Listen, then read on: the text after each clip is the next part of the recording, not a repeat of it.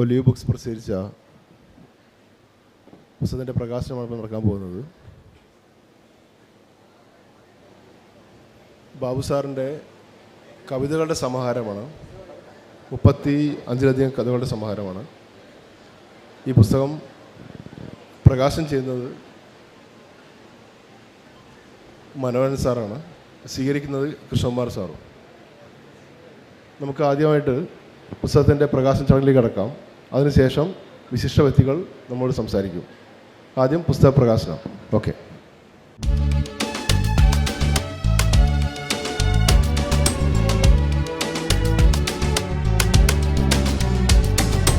ഇറങ്ങുന്നു മനമുയർന്നു തമസകറ്റുന്ന നറു വെളിച്ചം നിറയ്ക്കുന്നു തിരി കൊളുത്തുന്നു അക്ഷരം തീർക്കുന്നു. ഞാൻ ചിന്തിക്കുന്നു, അതിനാൽ ഞാനുണ്ട്. ഇത് വളരെ പ്രശസ്തനായ ഫ്രഞ്ച് തത്വചിന്തകനായ ഫ്രഞ്ച് ഫിലോസഫറായ റെനെ ദെക്കാർത്തയുടെ വാക്കുകളാണ്. ഞാനിതിവിടെ ഓർക്കാൻ കാരണം അദ്ദേഹത്തിൻ്റെ വളരെ വിഖ്യാതമായ ലോകപ്രശസ്തമായ വേറെ ചില വരികളും കൂടെ ഉണ്ട്. അതിലൊന്ന്, reading of good books is the best way to understand the finest minds of the past. നമുക്ക് മുൻപേ കടന്നുപോയ ആളുകളുടെ മനസ്സ് വായിക്കാൻ, അവരെ അറിയാൻ ഉള്ള ഏക മാർഗം എന്ന് പറഞ്ഞാൽ അവരുടെ വരികളാണ്, അവരുടെ രചനകളാണ്. പുസ്തകങ്ങളെക്കുറിച്ചുള്ള, പുസ്തക വായനയെക്കുറിച്ചുള്ള, പുസ്തക രചനയെക്കുറിച്ചുള്ള ഏറ്റവും നല്ല എഴുത്തുകളിൽ ശ്രദ്ധേയമായ വരികളാണ് ഞാനിപ്പോൾ കോട്ട് ചെയ്തത്. നമ്മളെല്ലാവരും ഈ ലോകം വിട്ടു പോകും, പക്ഷേ നമ്മുടെ എഴുത്തുകൾ അവശേഷിക്കും. നമ്മളെല്ലാം ചിന്തിക്കുന്നുണ്ട്, പക്ഷേ അതെല്ലാം ബ്ലാക്ക് ആൻഡ് വൈറ്റിൽ, രേഖയിൽ, ലിഖിത രൂപത്തിൽ വരുന്നത് അപൂർവം മാത്രം. തീർച്ചയായും അത് പുസ്തകങ്ങളാവട്ടെ, ആർട്ടിക്കിളുകളാകട്ടെ,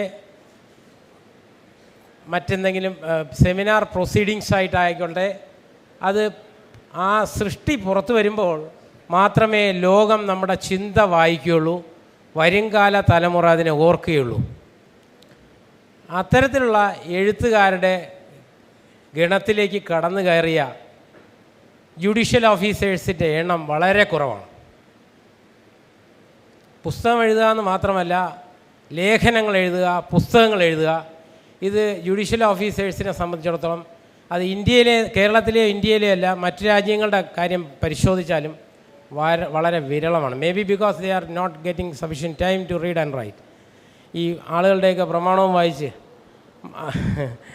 ജഡ്ജ്മെൻ്റ് എഴുതി ജീവിക്കുന്നതിൻ്റെ ഇടയിൽ ഇതിനുള്ള സമയമുണ്ടോ? പിന്നെ നമുക്ക് പറയാം അത് നമ്മുടെ കർത്തവ്യം കവിത എഴുതുകയാണോ, കഥ എഴുതുകയാണോ, അതോ അതിനേക്കാൾ പ്രാധാന്യം നമ്മൾ അസൈൻ ചെയ്ത ഡ്യൂട്ടി നിർവഹിക്കുകയാണോ എന്നൊക്കെ നമുക്കതിന് ജസ്റ്റിഫിക്കേഷൻ പറയാനാകും. എന്നാലും സമയം കണ്ടെത്തുക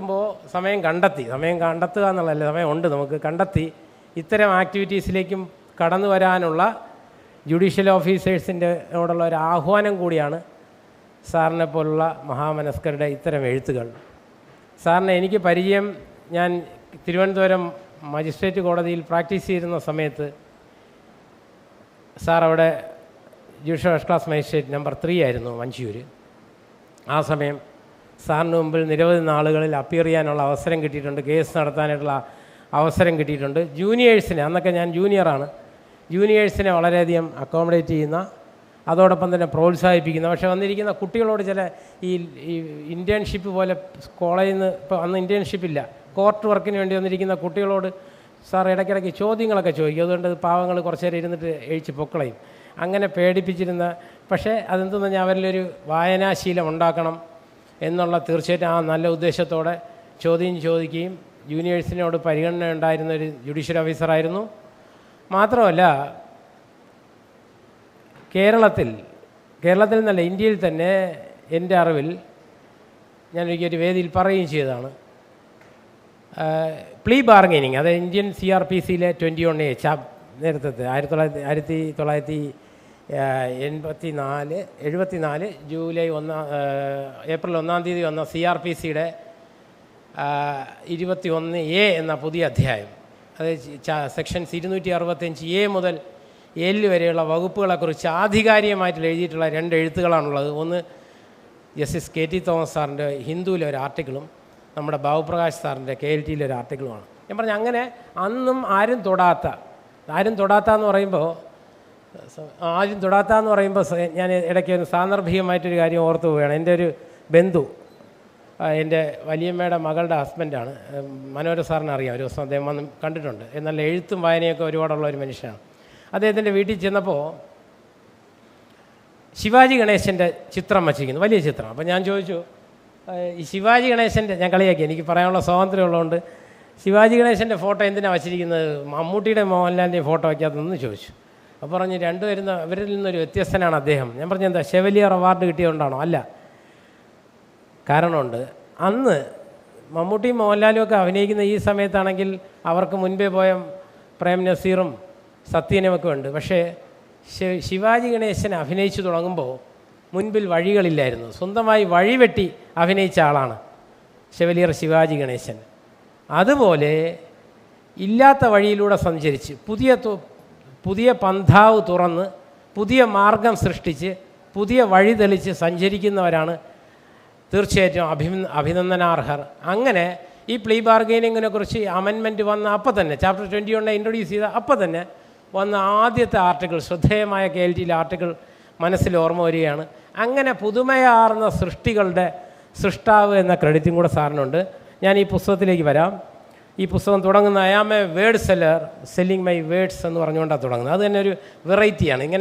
ഇങ്ങനെയുള്ള കവിത, ഇപ്പോൾ കവിതയുടെ എനിക്കൊന്ന് കോപ്പി എല്ലാവർക്കും കിട്ടുമായിരിക്കും. ഒരു വെറൈറ്റി ആയിട്ടുള്ള, അതെ, ഒരു വെറൈറ്റിയുള്ള, നിങ്ങൾ നോക്കുമ്പോൾ തന്നെ മനസ്സിലാവും. സാധാരണ കൺവെൻഷണലി കൺസീഡഡ് കൺസെപ്റ്റ്സ്, പരമ്പരാഗതമായി നമ്മൾ അംഗീകരിച്ചു പോകുന്ന, കൺസീഡ് ചെയ്ത് പോകുന്ന സങ്കല്പങ്ങൾ, കൺസെപ്റ്റ്സിന് വിരുദ്ധമായ അല്ലെങ്കിൽ അതിൽ നിന്ന് വേറിട്ട ഒരു പാതയിലൂടെ, വേറിട്ട ഒരു വഴിയിലൂടെ സഞ്ചരിക്കുന്ന കവിതകളാണ്. തീർച്ചയായിട്ടും ഇത് പുതിയൊരു വഴി തുറക്കും. ഈ കവിതാശൈലി, ഈ എഴുത്ത് രീതി, ഈ പുതിയ മാർഗം പുതിയ ശൈലികൾക്ക്, പുതിയ കവിതാശൈലികൾക്ക് അവസരമൊരുക്കട്ടെ. അതുപോലെ തന്നെ ഈ പുസ്തകത്തിൻ്റെ ഇതിൻ്റെ ഒരു പ്രത്യേകത എന്ന് പറഞ്ഞാൽ, ഈ കവിതകൾ നോക്കുമ്പോൾ നിങ്ങൾ മനസ്സിലാവും, ചിലത് വളരെ ടു ഷോർട്ട്, ചിലത് വളരെ ഒത്തിരി വലുതാണ്. എന്താ പറഞ്ഞാൽ അത് ഒറിജിനാലിറ്റിയാണ് കാണിക്കുന്നത്, കവിയുടെ ഒറിജിനാലിറ്റിയാണ്. കാരണം വെച്ചാൽ അത്രേ എനിക്കുള്ളൂ പറയാനുള്ളൂ. അത് ഞാനത് കൺവേ ചെയ്ത് കഴിഞ്ഞു. അല്ല, ആവശ്യമില്ലാതെ വലിച്ചു നീട്ടുന്നില്ല. നിങ്ങൾ ഇപ്പോഴും ഞാൻ പറഞ്ഞ ഒരു മുൻവിധിയായി പോകും. നേരത്തെ ഇതിനെക്കുറിച്ച് ഞാൻ സാറിനെക്കുറിച്ച് നല്ല വാക്കുകൾ പറഞ്ഞു, കവിതയെക്കുറിച്ച് നല്ല വാക്ക് പറയാതിരിക്കാനൊരു കാരണമുണ്ട്. റോബർട്ട് ലിൻഡ് എന്ന് പറഞ്ഞൊരു എഴുത്തുകാരനുണ്ട്. അദ്ദേഹത്തിൻ്റെ പ്രശസ്തമായ രചനയാണ്, കഥയാണ്, മിക്ക ആൾക്കാരും വായിച്ചിരിക്കാൻ സാധ്യതയുള്ളതാണ്. ഡിസപ്പോയിൻറ്റഡ് മാൻ എന്നാണ്. ഡിസപ്പോയിൻറ്റഡ് മാൻ എന്താണ് അതിൽ? അത് തുടങ്ങുന്നത് തന്നെ എങ്ങനെയാണ്? ഞാൻ ആദ്യമായി ഒരു കുതിരയെ കാണുന്നു, സിനിമയിലാണ്, റിയലി കാണുകയാണ്. അതിന് മുമ്പ് സിനിമയിലാണ് കണ്ടിട്ടുള്ളത്. ഞാൻ വളരെ ഡിസപ്പോയിൻറ്റഡ് ആയിപ്പോയി. എന്താ കാരണം? ഞാൻ സിനിമയിലാണ് അതിന് മുൻപ് ഈ കുതിരകളെ കണ്ടിട്ടുള്ളത്. കുഞ്ചി രോമങ്ങളൊക്കെയുള്ള നല്ല സ്റ്റൈലിൻ കുതിരകളാണ്. ആ കുതിരകളെ മനസ്സിൽ പ്രതിഷ്ഠിച്ചുകൊണ്ട് ആ കുതിരകളുടെ സങ്കല്പത്തിലാണ് ഞാൻ ഈ നേരിട്ട് ഈ കുതിരയെ കാണുന്നത്. അപ്പോൾ എനിക്ക് പെട്ടെന്ന് ഷോക്ക്ഡായിപ്പോയി ഞാൻ. കാരണം എന്ന് പറഞ്ഞാൽ ഇതാണോ കുതിര? കാരണം സങ്കല്പത്തിലെ കുതിര തകർന്നുപോയി. ഈ കല്യാണം കഴിക്കുമ്പോൾ പറയുന്ന ഒരു പ്രയോഗമാണ്, കല്യാണം കഴിക്കുന്നതിൻ്റെ അന്ന് 2 കൊല നടക്കണമെന്നാണ്. 2 കൊല നടക്കണം അന്ന് ആദ്യ ദിവസം തന്നെ. എന്താ കൊല എന്ന് പറഞ്ഞാൽ കോഴിയെ കൊന്ന് കറി വയ്ക്കുന്ന കൊലയല്ല. ഒന്ന്, ഭർത്താവ് ഒരു കൊല നടത്തണം, ഭാര്യ ഒരു കൊല നടത്തണം. ഭർത്താവ് ഭാര്യയെ കൊല്ലണം, ഭാര്യ ഭർത്താവിനെ കൊല്ലണം. ഏത് ഭാര്യയെ? സങ്കല്പത്തിലെ ഭാര്യയെ. പണ്ട് ഞങ്ങളൊക്കെ സ്കൂളിൽ പഠിക്കുമ്പോൾ അടുത്ത ബാർബർ ഷോപ്പിൽ പോയി മാവാരിയെ വായിക്കും, മനോരമ മംഗളം, മനോരാജ്യം. അതിലൊക്കെ ഒരു പടമൊക്കെ വരച്ച് നല്ലൊരു ഭംഗിയുള്ള പെണ്ണിനെയും ചെറുക്കനെയും കാണിച്ചിട്ട് അവരുടെ കഥ പറയും. അപ്പോൾ നമ്മൾ കല്യാണം കഴിക്കുമ്പം സങ്കല്പത്തിലെ ഭാര്യ ഇതാണ് എന്നുള്ള രീതിയിൽ പ്രതീക്ഷിച്ച് പോകുമ്പോൾ ചിലപ്പോൾ അതല്ലെങ്കിൽ നമ്മൾ ഡിസപ്പോയിൻറ്റഡ് ആയി പോകും. ഇതുപോലെ മുൻവിധിയോടെ കേട്ടാൽ എത്രയുള്ള ഇതാണോ വലിയ വാക്കുകളിലൊക്കെ പറഞ്ഞതെന്ന് നിങ്ങൾക്ക് തോന്നാതിരിക്കാൻ വേണ്ടി മാത്രം ഞാൻ ഇതിനെക്കുറിച്ച് ആധികാരികമായിട്ട് പറയുന്നില്ല. ഇത് നേരത്തെ പറഞ്ഞു പോയാൽ ഈ പറഞ്ഞ പോലെ പ്രജുഡിസ്ഡ് ആവും, മുൻവിധിയോടെ കാണും. അപ്പോൾ കാണുമ്പോൾ ഞാൻ പറഞ്ഞതിൻ്റെ ആ ലെവലിൽ നിങ്ങളുടെ എക്സ്പെക്റ്റേഷൻ അങ്ങ് മുകളിലെത്തും. ആ എക്സ്പെക്റ്റേഷനും ഈ റിയാലിറ്റിയും തമ്മിൽ ബ്രിഡ്ജ് ചെയ്യാൻ പറ്റിയില്ലെങ്കിൽ അത് അബദ്ധമായി പോവും. അതുകൊണ്ട് മാത്രമാണ് ഞാൻ കവിതയെക്കുറിച്ച് ആധികാരികമായിട്ട് പറയാൻ നിൽക്കാത്തത്. അപ്പോൾ എന്നാലും സാറ് സംസാരിക്കുമ്പോൾ, എന്നാലും സ്വന്തമായിട്ട് സാറ് പറയുന്നത് അതിനെക്കുറിച്ച് പറയുന്നത് ശരിയായിരിക്കില്ല. എന്നാലും കുറച്ച് കാര്യങ്ങൾ എൻ്റെ മനസ്സിൽ തട്ടിയ 1-2 കാര്യങ്ങൾ പറയാം. സിമ്പിൾ വേർഡ്സാണ്. സിമ്പിൾ വേർഡ്സ് ആണെന്ന് പറഞ്ഞാൽ സാധാരണഗതിയിൽ നമ്മൾ ഗീതാഞ്ജലിയെക്കുറിച്ച് ടാഗോർ തന്നെ പറഞ്ഞിട്ടുള്ളത്, ടാഗോറിൻ്റെ ഗീതാഞ്ജലിയുടെ പ്രത്യേകം അദ്ദേഹം തന്നെ ട്രാൻസ്ലേറ്റ് ചെയ്ത, ബംഗാളിയിൽ നിന്ന് ഇംഗ്ലീഷിൽ ട്രാൻസ്ലേറ്റ് ചെയ്തതും ടാഗോർ തന്നെയായിരുന്നു. ടാഗോർ പറഞ്ഞതെന്ന് പറഞ്ഞാൽ, ഞാൻ കൂടെയുള്ളവർ ചോദിച്ചു എന്തുകൊണ്ടാണ് നിങ്ങൾ ഇത്രയും ബൊംബാസ്റ്റിക് ലാംഗ്വേജ് ഉപയോഗിക്കാത്തതെന്ന് ചോദിച്ചപ്പോൾ അദ്ദേഹം പറഞ്ഞത്, ഞാൻ അങ്ങനെയാണ് ആദ്യം എഴുതിക്കൊണ്ടിരുന്നത്. പക്ഷേ ഒരിക്കൽ കപ്പലിൽ സഞ്ചരിക്കുമ്പം എൻ്റെ ജ്യേഷ്ഠൻ്റെ സുഹൃത്ത് ആ കവിത വായിച്ചിട്ട് ചോദിച്ചു, ഗീതാഞ്ജലിയുടെ ഡ്രാഫ്റ്റാണ്, വായിച്ചിട്ട് ചോദിച്ചു, ഇതാ എന്താ ലീവ് ദി സ്റ്റാൻഡിങ് എന്ന് പറഞ്ഞൊരു കവിതയുണ്ടല്ലോ, പ്രശസ്തമായ കവിതയാണ്. അതിൽ എന്താണ് ഈ ഗീതാഞ്ജലിയിലെ പ്രശസ്തമായ കവിത. അത് ഈ അമ്പലത്തിൽ പോയല്ല പൂജിക്കേണ്ടത്, റോഡിൽ പണിയെടുക്കുന്ന ഈ ടാർ ഒഴിക്കുന്ന അത്രയും കഷ്ടപ്പെടുന്നവരുടെ ഇടയിലാണ് ദൈവം എന്നൊക്കെ പറയുന്ന ഒരു കവിതയാണ് ലീവ് ദി സ്റ്റാൻഡിങ്. ഈ മന്ത്രം പറഞ്ഞുകൊണ്ട് ഉപേക്ഷിച്ചിട്ട് പിന്നെ പാടങ്ങളിലും പിന്നെ ഇതുപോലെ പണിസ്ഥലങ്ങളിലേക്ക് വരൂ, അവിടെയാണ് ദൈവമുണ്ടെന്ന് ആഹ്വാനം ചെയ്യുന്ന ഒരു കവിതയാണ്. അപ്പോൾ ആ കവിതയുടെ ഡ്രാഫ്റ്റ് കണ്ടിട്ട് ജ്യേഷ്ഠൻ്റെ സുഹൃത്ത് ചോദിച്ചു, എന്തുകൊണ്ടാണ് നിങ്ങൾക്ക് ഇതിൻ്റെ മീനിങ് എന്താണെന്ന് ചോദിച്ചു. അപ്പോൾ അദ്ദേഹം പറഞ്ഞു, ഇതിൻ്റെ മീനിങ് സിമ്പിളി ദിസ് ഓൺ. അപ്പോൾ പറഞ്ഞു, ആ വേർഡ് ഇവിടെ ആപ്റ്റ് ആവൂലേ, സ്യൂട്ട് ആവൂലേ, ആ വേർഡ് അവിടെ ഇട്ടാൽ സബ്സ്റ്റിറ്റ്യൂട്ട് ചെയ്ത് കഴിഞ്ഞാൽ അത് കറക്റ്റായി വരില്ലേ, നന്നായിരിക്കും, എങ്കിൽ എന്തുകൊണ്ട് അത് ചെയ്തുകൂടാന്ന് ചോദിച്ചു. അത് അദ്ദേഹത്തിൻ്റെ കണ്ണ് തുറപ്പിച്ചു. അതിനുശേഷം അദ്ദേഹം എഴുതുന്ന കവിതകളും അദ്ദേഹത്തിൻ്റെ വർക്ക്സും ഒക്കെ സിമ്പിൾ ലാംഗ്വേജിലാണ്. എന്തായാലും ഇത് വളരെ സിമ്പിൾ ലാംഗ്വേജിലാണ് സാർ എഴുതിയിരിക്കുന്നത്. സാറിന് ഇതേപോലെ കൂടുതൽ രചനകൾ ഈ ലോകത്തിന് സംഭാവന ചെയ്യുവാൻ കഴിയുമാറാകട്ടെ എന്ന് സർവേശ്വരനോട് പ്രാർത്ഥിക്കുന്നതോടൊപ്പം തന്നെ ഈ ഉദ്യമത്തിന് ഇത്രയും വെറൈറ്റി ആയിട്ടാണ്, ഇത്രയും ഈ കൺവെൻഷണൽ, ഞാൻ നേരത്തെ പറഞ്ഞു conventionally considered concepts of poetry എന്ന് ചെറിയൊരു ഡീവിയേഷൻ വന്നുകൊണ്ടുള്ള ഈ കവിതയ്ക്ക് എല്ലാ ഭാവുകങ്ങളും നേരിടുന്നതോടൊപ്പം തന്നെ ഈ സാറിനും പിന്നെ ഇത് ഏറ്റുവാങ്ങിയ ഞങ്ങളുടെയൊക്കെ പ്രിയങ്കരനായ മനോഹര സാറിനും അതുപോലെ തന്നെ ഇവിടെ കൂടിയിരിക്കുന്ന എൻ്റെ ഗുരുതുല്യരായ പ്രത്യേകിച്ച് ശശിധരൻ സാറുണ്ട്. സാറിൻ്റെ മുമ്പിലാണ് എനിക്ക് ആദ്യമായിട്ടൊരു സെഷൻസ് കേസ് സ്റ്റേറ്റ് ബ്രീഫിൽ ആർഗ്യൂ ചെയ്യാൻ സാറാണ് അവസരം തരുന്നത്. എനിക്ക് തോന്നുന്നു ആദ്യം സെഷൻസ് കോടതിയിൽ നിന്നൊരു കമ്മീഷൻ കിട്ടും. അതൊരു ഭയങ്കര കോംപ്ലിക്കേറ്റഡ് കേസാണ്, ഇപ്പോൾ പറഞ്ഞ് സമയം കളയുന്നില്ല. അതിനെനിക്കൊരു കമ്മീഷൻ ആദ്യം ഇതിൽ നിന്ന് സെഷൻസ്, അന്ന് അദ്ദേഹം ഫസ്റ്റ് അഡീഷണൽ സെഷൻസ് ജഡ്ജായിരുന്നു മഞ്ചൂർ. അത് കിട്ടുന്നതൊക്കെ സാറിൻ്റെ കയ്യിൽ നിന്നായിരുന്നു. അപ്പോൾ എൻ്റെ അഭിഭാഷക മേഖലയിലെ ഗുരുവാണ് സാറ്. അതുപോലെ തന്നെ എൻ്റെ അധ്യാപിക, എനിക്ക് ഏറ്റവും പ്രിയപ്പെട്ട അധ്യാപികയാണ് റാണി ജോർജ് ടീച്ചറുടെ പിന്നെ ഹസ്ബൻഡ്, അങ്ങനെ പറയുന്നതാണല്ലോ ഇപ്പോൾ സ്ത്രീപക്ഷവാദത്തിൽ പറയുമ്പോൾ അങ്ങനെ. സാറിൻ്റെ വൈഫ് ആണ് ടീച്ചർ എന്ന് പറയുന്നതിനേക്കാൾ എൻ്റെ ടീച്ചറിൻ്റെ ഹസ്ബൻഡാണ് സാറുണ്ട്, മറ്റ് ജുഡീഷ്യൽ ഓഫീസേഴ്സുണ്ട്. പിന്നെ നമ്മളെ ബാബുപ്രകാശ് സാറിനോടുള്ള സ്നേഹം കൊണ്ട് ഇവിടെ കൂടിയിരിക്കുന്ന നമ്മുടെ നിയമസഭാ കുടുംബാംഗങ്ങളുണ്ട്. എല്ലാവരോടും ഈ സ്നേഹത്തോടെ ഈ നന്ദി പ്രകാശിപ്പിച്ചുകൊണ്ട് ഈ പുസ്തകം പ്രകാശനം ചെയ്തതായി പ്രഖ്യാപിച്ചുകൊണ്ട് എൻ്റെ എളിയ വാക്കുകൾ നിർത്തുന്നു. നന്ദി, നമസ്കാരം.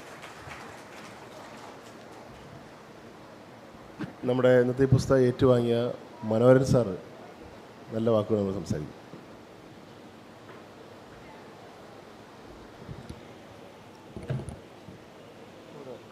പുസ്തകം നിൽക്കാനുള്ള സംഭവം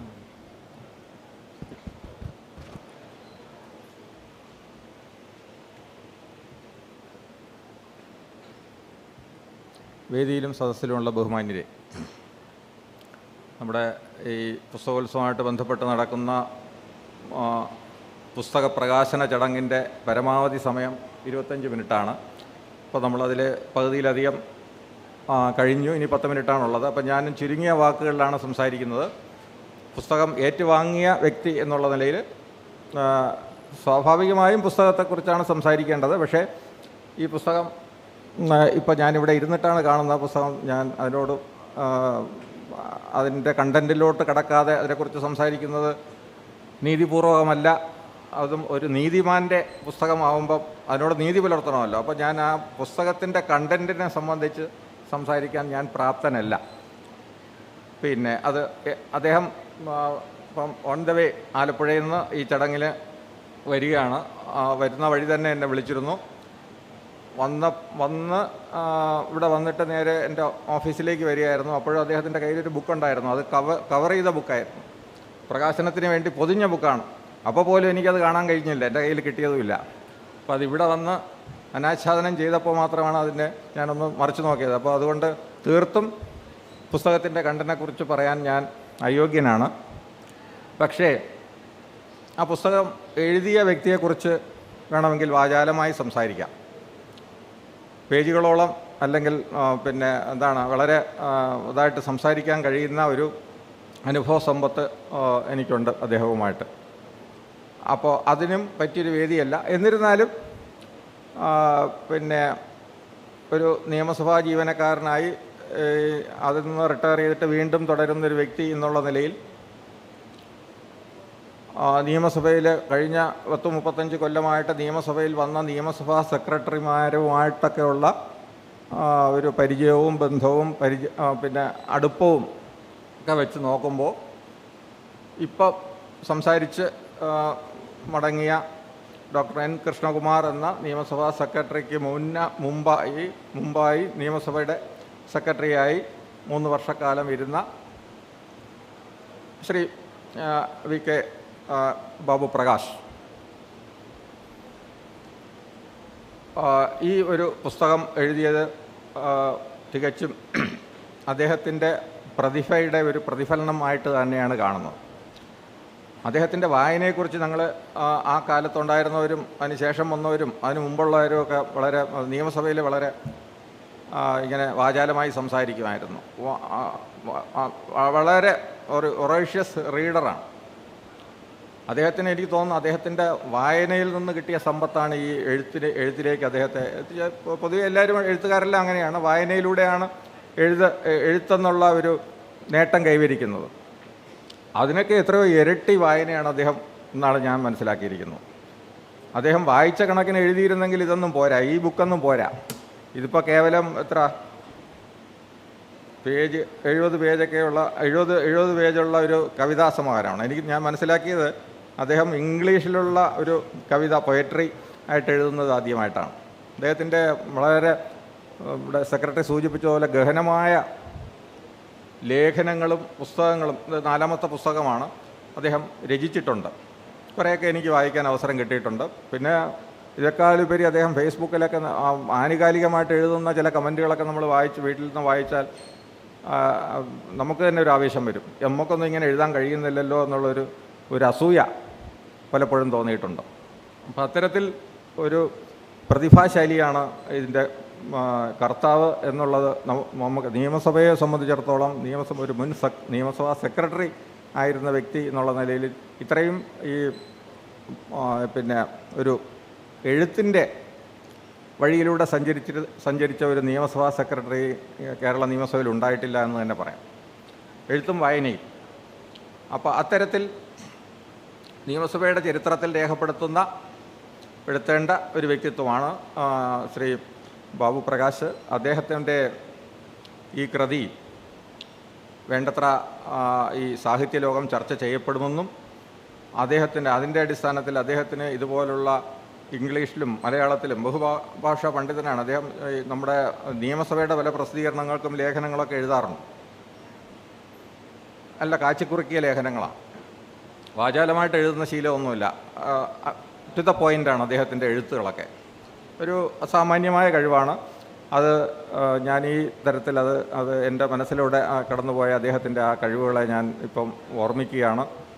അപ്പോൾ അദ്ദേഹം ഈ സർവീസിൽ നിന്ന് ഇപ്പം റിട്ടയർ ചെയ്തിട്ടേ ഉള്ളൂ. എഴുത്തിൻ്റെ ലോകത്ത് അദ്ദേഹം അഭംഗുരം അതിശക്തമായിട്ട് ഇനി മുന്നോട്ട് പോകും എന്ന് ആണ് ഞാൻ കരുതുന്നത്. അദ്ദേഹത്തിന് അങ്ങനെ തന്നെ ഈ എഴുത്തിൻ്റെ ലോകത്ത് ശക്തമായൊരു ഭാവി ഉണ്ടാകട്ടെ. ഇതുപോലുള്ള പ്രസിദ്ധീകരണങ്ങൾ ഇനിയും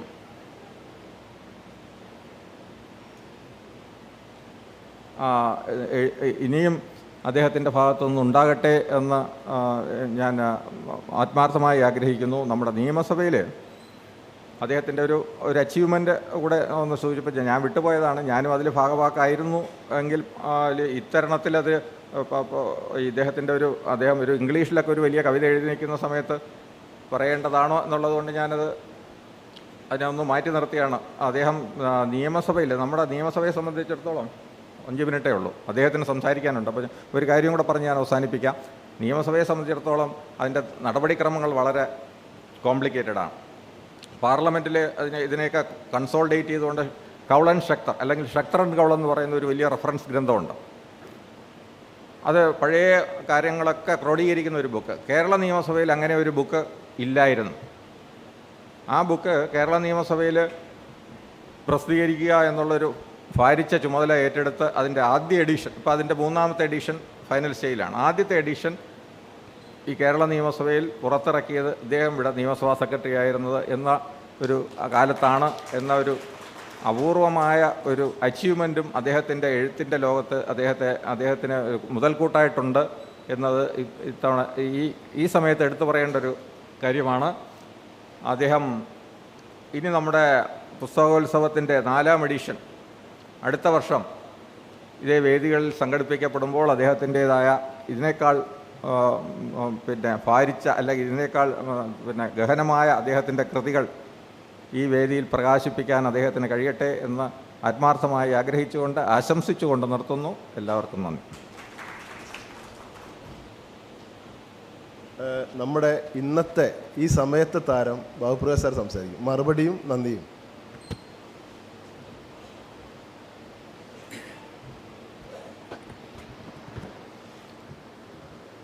പ്രിയപ്പെട്ട കൃഷ്ണകുമാർ, നിയമസഭാ സെക്രട്ടറി, പ്രിയപ്പെട്ട മനോഹരൻ നായർ, പ്രിയപ്പെട്ട സന്ദീപ്, ശശിധരൻ നായർ സാറ്, പ്രിയപ്പെട്ട ബൈജു, ശശി, വിദ്യാധരൻ, മറ്റ് നിയമസഭയിലെ പ്രധാനപ്പെട്ട വ്യക്തികളെ, സുഹൃത്തുക്കളെ, സഹോദരി സഹോദരന്മാർ, ഈ പുസ്തകം ഇന്ന് പ്രകാശനം ചെയ്യേണ്ടിയിരുന്നത് ബഹുമാനപ്പെട്ട നിയമ വ്യവസായ വകുപ്പ് മന്ത്രി പി രാജീവായിരുന്നു.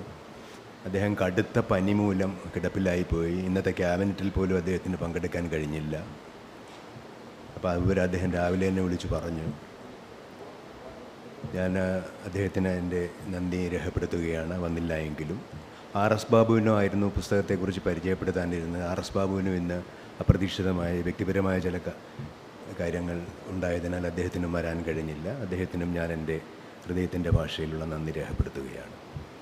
തിരക്കിട്ട ഇന്നത്തെ ഈ പരിപാടികൾക്കിടയിൽ ഈ പുസ്തകം പ്രകാശനം ചെയ്യുവാനായി എത്തിയ ശ്രീ കൃഷ്ണകുമാറിന് എൻ്റെ ഹൃദയത്തിൻ്റെ നന്ദിയും സ്നേഹവും രേഖപ്പെടുത്തട്ടെ. പുസ്തകം ഏറ്റുവാങ്ങുന്നതിനായി ഈ തിരക്കിനിടയിലും എന്നോട് അദ്ദേഹത്തിൻ്റെ ചേംബറിലേക്ക് വരിക, എന്നിട്ട് നമുക്ക് ഒരുമിച്ച് ഇങ്ങോട്ട് പോരാമെന്ന് പറയുകയും അതനുസരിച്ചിട്ട് ഞാൻ മനോഹരൻ നായരുടെ റൂമിൽ പോവുകയും അങ്ങനെ ഞങ്ങൾ ഒരുമിച്ച് ഇവിടെ വരികയും എൻ്റെ ഈ പുസ്തകം ഏറ്റുവാങ്ങി ഈ ചടങ്ങ് വിജയകരമായി പൂർത്തിയാക്കാൻ സാധിച്ചതിൽ മനോഹരൻ നായർക്കൊണ്ടുള്ള എൻ്റെ സ്നേഹവും നന്ദിയും രേഖപ്പെടുത്തുകയാണ്. ഈ പ്രകാശന ചടങ്ങിൽ ഞാൻ അനൗദ്യോഗികമായിട്ടാണ് ക്ഷണിച്ചതെങ്കിലും തിരക്കുകൾക്കിടയിൽ എത്തിച്ചേരാൻ കഴിഞ്ഞ മുൻ ന്യായാധിപന്മാരായ ലോ സെക്രട്ടറിയുമായിരുന്ന ശശിധരൻ നായർ സാറ്, എൻ്റെ പ്രിയപ്പെട്ട ബൈജു, ശശിധരൻ, വിദ്യാധരൻ, ഇവരൊക്കെ ഇവിടെ വന്നതിൽ എനിക്ക് വളരെ സന്തോഷവും സ്നേഹവുമുണ്ട്. ഞാനത് രേഖപ്പെടുത്തുകയാണ്. ഞാനിവിടെ നിങ്ങളോടൊപ്പം 3 വർഷം ഉണ്ടായിരുന്നതാണ്. ഇവിടുന്ന് പിരിഞ്ഞു പോയതുമാണ്. എല്ലാ ഇലകളും ഒരിക്കൽ കൊഴിഞ്ഞു വീഴേണ്ടതാണ്. വിൽ ഡുറൻറ്റിൻ്റെ ഒരു പ്രശസ്തമായ പുസ്തകമുണ്ട്. എനിക്ക് ഏറ്റവും ഇഷ്ടപ്പെട്ടൊരു പുസ്തകമാണ്. ഞാൻ ഇടയ്ക്കിടയ്ക്ക് വായിക്കാറുണ്ട്. 117 പേജേ ഉള്ളത്. ഫാളൻ ലീവ്സ് എന്നാണ് ആ പുസ്തകത്തിൻ്റെ പേര്. കൊഴിഞ്ഞു വീണ ഇലകൾ. പുസ്തകത്തിൻ്റെ ഉള്ളടക്കത്തെക്കുറിച്ച്, കവിതയുടെ ഉള്ളടക്കത്തെക്കുറിച്ച് അല്പം പരാമർശിച്ചത് കൃഷ്ണകുമാറാണെങ്കിലും കവിതയിലേക്ക് കൃഷ്ണകുമാർ കടന്നില്ല. സന്തോഷം.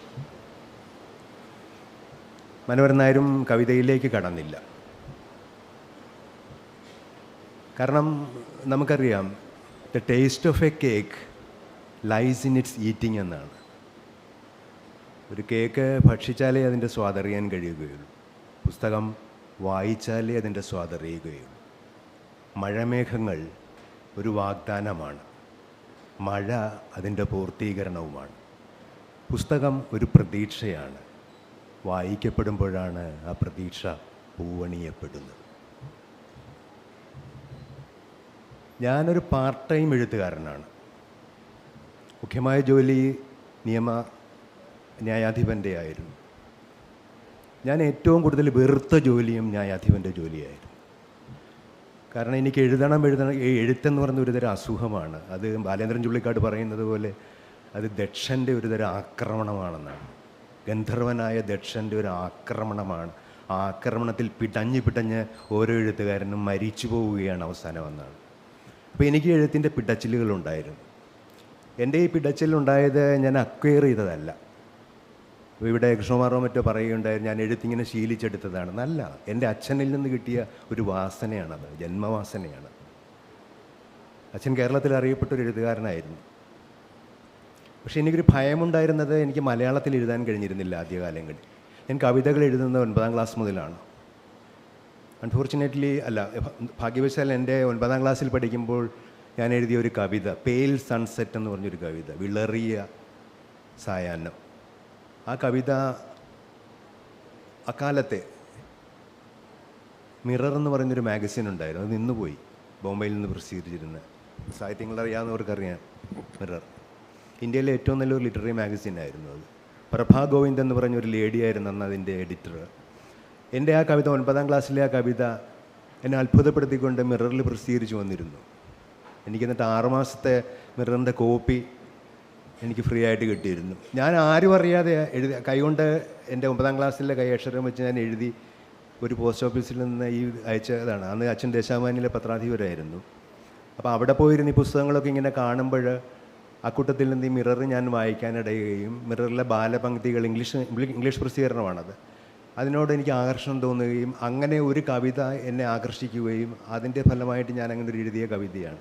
5-6 മാസം ഞാൻ അത് എനിക്ക് ഫ്രീ ആയിട്ട് ആ പുസ്തകം ലഭിച്ചിരുന്നു. ഞാൻ ആ കവിത, ഇംഗ്ലീഷിൽ എഴുതിയ കവിത, പ്രസിദ്ധീകരിക്കപ്പെട്ട കവിത എൻ്റെ അച്ഛനെ കാണിച്ചപ്പോൾ എന്നെ പ്രോത്സാഹിപ്പിക്കുന്നതിന് പകരം എന്നെ പീഡിപ്പിക്കുകയാണ് ചെയ്തത് അച്ഛൻ. അച്ഛൻ്റെ ഒരു ക്രൂരനായിരുന്നു.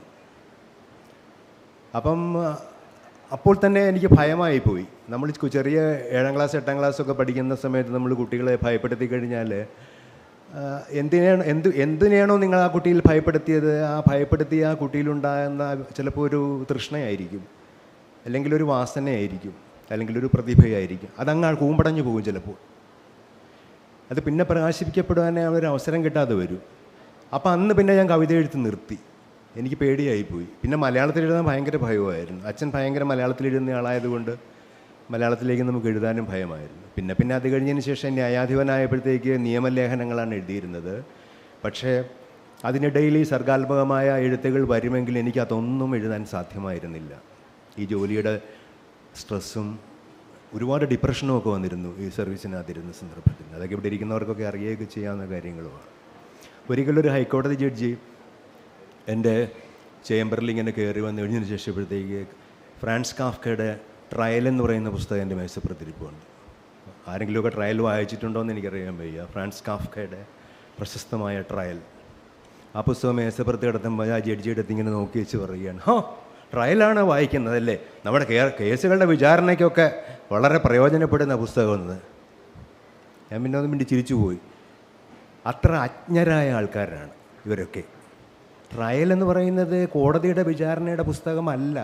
മനുഷ്യജീവിതം എന്ന് പറയുന്നത് ഒരു വിചാരണയാണെന്നും ആ വിചാരണയിൽ ഓരോ മനുഷ്യരും ഓരോ റോളുകളാണ് എടുക്കുന്നതെന്നും അത്തരം റോളുകളിലെ വിചാരണയിൽപ്പെട്ട് അവൻ ചതിയിൽപ്പെടുകയും നശിച്ചു പോവുകയും നല്ലവനാകുകയും ചിലപ്പോൾ വിജയിക്കുകയും ചെയ്യുന്നതിനെക്കുറിച്ചുള്ള ജീവിതത്തിൻ്റെ അനുഭവങ്ങളുടെ വിവിധ ഘട്ടങ്ങളെ സൂചിപ്പിക്കുന്ന ഒരു വലിയ പുസ്തകമാണ് കാഫ്കയുടെ ട്രയൽ എന്ന് പറയുന്നത്.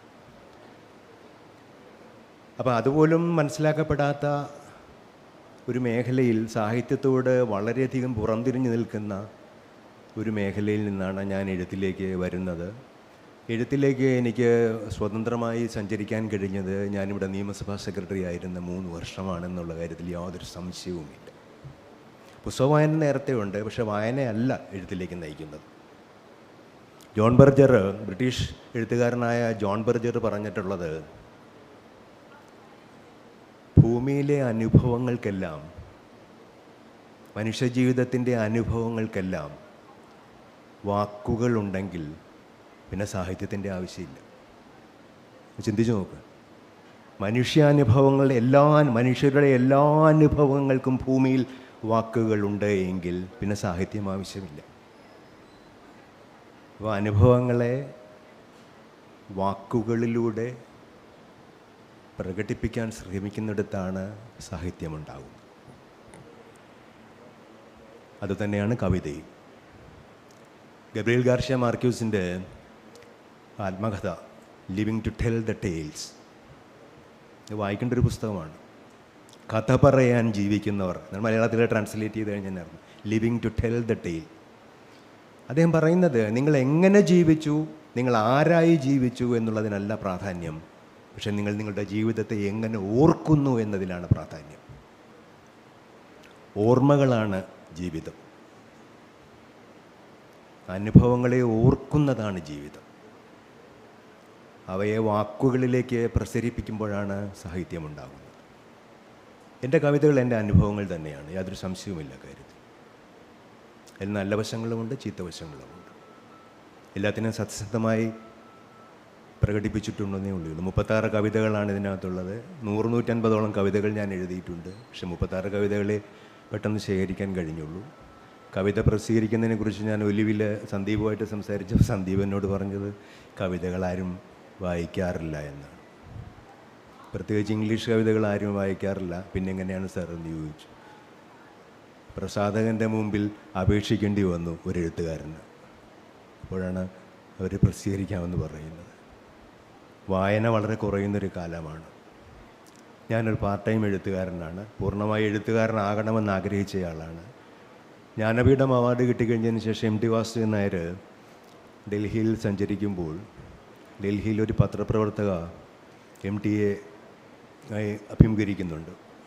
എം ടിയോട് ചോദിച്ചു, ജ്ഞാനപീഠത്തെക്കുറിച്ച് ഇങ്ങനെ സംസാരിച്ചു കഴിഞ്ഞാൽ എം ടിയോട് ചോദിച്ചു, what do you do for a living എന്ന് ചോദിച്ചു.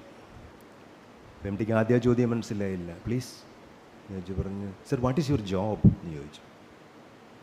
അപ്പോൾ എം ടി പറഞ്ഞു, ഐ എം എ റൈറ്റർ. ഉടനെ ആ that I know that didn't I mean what do you do for a living എന്ന് ചോദിച്ചു. അപ്പോൾ എം ടിക്ക് ദേഷ്യം വന്നു. എം ടി പറഞ്ഞു, I write and I earn എന്ന് പറഞ്ഞു. അപ്പം എം ടി അപ്പോഴത്തേക്ക് മാതൃഭൂമിയിൽ നിന്നൊക്കെ വിട്ട് പൂർണ്ണമായി എഴുത്ത് തുടങ്ങിയ സന്ദർഭമാണ്.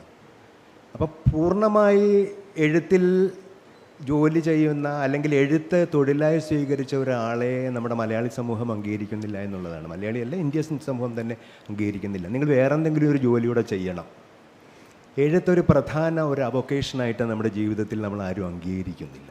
അതിനർത്ഥം നമ്മൾ സാഹിത്യത്തെ ഒരു രണ്ടാംകിട പൗരനായിട്ടാണ് കാണുന്നത്, എഴുത്തുകാരനെ ഒരു രണ്ടാംകിട പൗരനായിട്ടാണ് നമ്മൾ കാണുന്നതെന്ന്. ഇത് തന്നെയാണ് മാർക്യൂസിന് സംഭവിച്ചത്.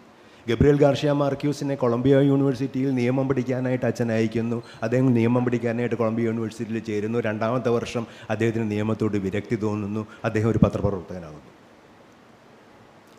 പത്രപ്രവർത്തനമായിട്ട് പത്ര റിപ്പോർട്ടിംഗ് നടത്തുന്നു. അപ്പോഴാണ് അമ്മ അറിയുന്നത് മകനിങ്ങനെ ക്ലാസ്സിൽ കയറുന്നില്ല. ഞാനും ബൈജുവൊക്കെ ലോ കോളേജിൽ പഠിച്ചുകൊണ്ടിരുന്ന പോലെ കൊണ്ടവൻ 50-60 സിഗരറ്റുകളാണ് വലിച്ചു തള്ളുന്നത്. അപ്പോഴത്തേക്ക് അമ്മയുടെ അച്ഛൻ പറഞ്ഞു, മാർക്യൂസിൻ്റെ അച്ഛൻ പറഞ്ഞു, അവനെ ആകെ വഴിതെറ്റി നടക്കുകയാണ്, നീ അവനെ പോയി ശരിയായി കൊണ്ടുപോകാമെന്ന് പറഞ്ഞു. അങ്ങനെ മാർക്യൂസിൻ്റെ അമ്മ കൊളംബിയ യൂണിവേഴ്സിറ്റിയിലേക്ക് വരുന്നു. വന്നിട്ട് പറഞ്ഞു, നീ കാണിക്കുന്നത് ശരിയല്ല, നിന്നെ പഠിക്കാൻ വിട്ടിരിക്കുക, നീ നിയമം എടുത്തിട്ട് വാ, ജീവിതത്തിൽ വിജയിക്കേണ്ടതെന്ന് ചോദിച്ചു. അപ്പോൾ മാർക്യൂസ് പറഞ്ഞു, അമ്മേ ഞാൻ എഴുത്തുകാരനാകാൻ പോവുകയാണ് അമ്മേ, എനിക്ക് നിയമം പഠിക്കേണ്ടെന്ന് പറഞ്ഞു. അമ്മ ഞെട്ടിപ്പോയി. അമ്മ പറഞ്ഞു, എഴുത്തുകാരനാകുകയോ? എന്താ ഇത്? നീ വേഗം നിയമ ഡിഗ്രി എടുത്തിട്ട് പാർട്ട് ടൈമായിട്ട് നീ എഴുത്ത് തുടങ്ങുമെന്ന് പറഞ്ഞു. 22 വയസ്സുകാരനായ മാർക്യൂസ് പറഞ്ഞു, നടക്കേലമ്മേ, ഞാൻ എഴുത്തുകാരനാകാമെന്ന് പറഞ്ഞു. നിൻ്റെ അച്ഛൻ കോപിക്കും, അയാൾ കോപിക്കട്ടെ എന്ന്.